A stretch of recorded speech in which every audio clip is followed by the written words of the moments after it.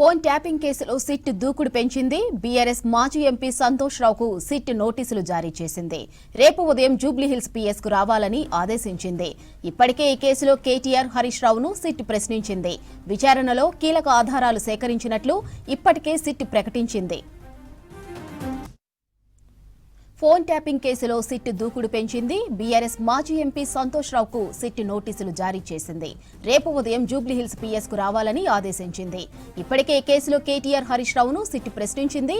విచారణలో కీలక ఆధారాలు సేకరించినట్లు ఇప్పటికే సిట్ ప్రకటించింది. ఫోన్ ట్యాపింగ్ కేసులో సిట్ దూకుడు పెంచింది. బీఆర్ఎస్ మాజీ ఎంపీ సంతోష్ రావుకు సిట్ నోటీసులు జారీ చేసింది. రేపు ఉదయం జూబ్లీహిల్స్ పీఎస్ కు రావాలని ఆదేశించింది. ఇప్పటికే ఈ కేసులో కేటీఆర్ హరీష్ రావును సిట్ ప్రశ్నించింది. విచారణలో కీలక ఆధారాలు సేకరించినట్లు ఇప్పటికే సిట్ ప్రకటించింది.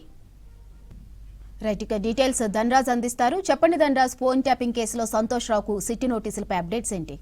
ఫోన్ ట్యాపింగ్ కేసు వ్యవహారంలో సిట్ దూకుడు పెంచింది. అయితే మాజీ ఎంపీ అయినటువంటి సంతోష్ రావుకు నోటీసులు జారీ చేయడం జరిగింది సిట్టు.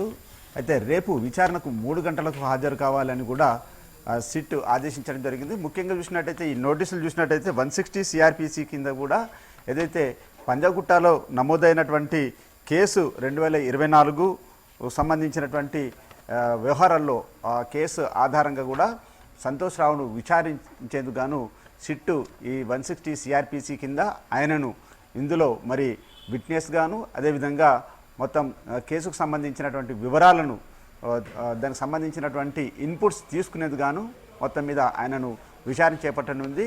మనం చూస్తూనే ఉన్నాం, గత బీఆర్ఎస్ ప్రభుత్వ హయాంలో కూడా మంత్రులుగా పనిచేసినటువంటి హరీష్ రావుకు కూడా ఒక 7 గంటలకు పైగా కూడా విచారణ కొనసాగించింది. ఆయన స్టేట్మెంట్ను రికార్డ్ చేయడం జరిగింది.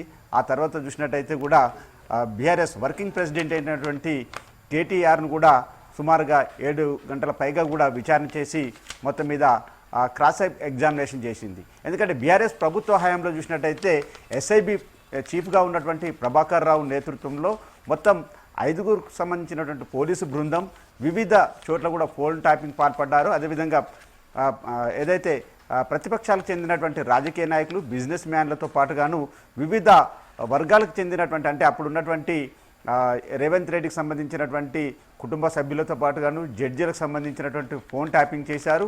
ప్రత్యర్థి రాజకీయ నాయకుల పార్టీలను నిర్వీర్యం చేసే దిశ కూడా అప్పుడున్నటువంటి పోలీస్ డిపార్ట్మెంట్ను వాడుకొని మొత్తం మీద అప్పుడున్నటువంటి రాజకీయ ప్రత్యర్థులను ఇరుకున పెట్టేలాగా చేశారనే వ్యవహారాలపైన ప్రధానంగా సిట్టు దృష్టి సారించడం జరిగింది. దాంతో పాటుగాను పోలీసు బృందాలను కూడా ఏర్పాటు చేసుకొని కొన్ని చోట్ల వార్ రూమ్లను కూడా ఏర్పాటు చేశారు. మరోవైపున చూసినట్టయితే కొంతమంది ఎలక్ట్రోల్స్ సంబంధించినటువంటి బాండ్లను కూడా రాపించేందుకు గాను బీఆర్ఎస్ పార్టీకి కూడా పెద్ద ఎత్తున విరాళాలు వచ్చేలాగా కూడా కొంతమంది పోలీసులు ఇందులో చాలా వరకు బెదిరింపులకు పాల్పడ్డారనే వ్యవహారాలు కూడా ఆరోపణలు కూడా వెల్లువెత్తినటువంటి క్రమంలో సిట్టు మొత్తం అంటే రాజకీయకు సంబంధించినటువంటి వ్యవహారాలు కావచ్చు, అదేవిధంగా ఆర్థికపరమైనటువంటి లావాదేవీల వ్యవహారంలో గత బీఆర్ఎస్ ప్రభుత్వ హయాంలో కూడా చాలా వరకు పార్టీకి సంబంధించినటువంటి రాజకీయ నాయకులపైన కూడా చాలా ఆరోపణలు వెల్లువెత్తినటువంటి క్రమంలో ఇక సిట్కి సంబంధించినటువంటి వ్యవహారాలు చూసినట్టయితే బీఆర్ఎస్ పార్టీలో చూసినట్టయితే స్వపక్ష నేతలపైన కూడా అదేవిధంగా ప్రత్యర్థి రాజకీయ నాయకులైనటువంటి విపక్షాలకు సంబంధించినటువంటి ఫోన్ ట్యాపింగ్ జరిగిందనే వ్యవహారాలను ఇప్పటికే సిడిఆర్కి సంబంధించిన కావచ్చు, అదేవిధంగా ఎఫ్ఎస్ఎల్ సంబంధించినటువంటి రిపోర్టు ఆధారంగా కూడా చాలా వరకు నిందితులతో పాటుగాను బాధితుల పక్షాన కూడా సిట్టు పూర్తి దర్యాప్తు కొనసాగిస్తూ ఉంది. ఇక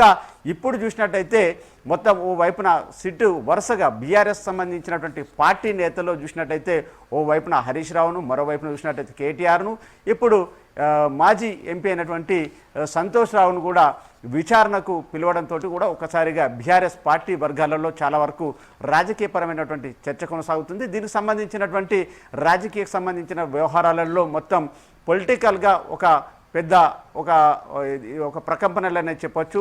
దీని తర్వాత మళ్ళీ ఇంకా తదుపరికి సంబంధించినటువంటి నోటీసులు ఎవరికి జారీ చేస్తారు, ఫైనల్గా ఇందులో పెద్ద తలకాయలకు సంబంధించి బిగ్ బాస్ అంటే పెద్ద పెద్ద ఆయనకు సంబంధించినటువంటి పేరు ప్రస్థానం వచ్చింది కాబట్టి ఆయనకు సంబంధించినటువంటి ఇన్పుట్స్ను కూడా తీసుకుంటుందా అనే చర్చ కొనసాగుతుంది. మొత్తం మీద దీనిపై పొలిటికల్ సంబంధించినటువంటి వ్యవహారాలపైన కూడా మరి కాసేపట్లో మనకు పొలిటికల్ సంబంధించినటువంటి బీఆర్ఎస్ పార్టీ నుంచి కూడా ఇటు శ్రీనివాస్ మరింత వివరాలు అందిస్తారు.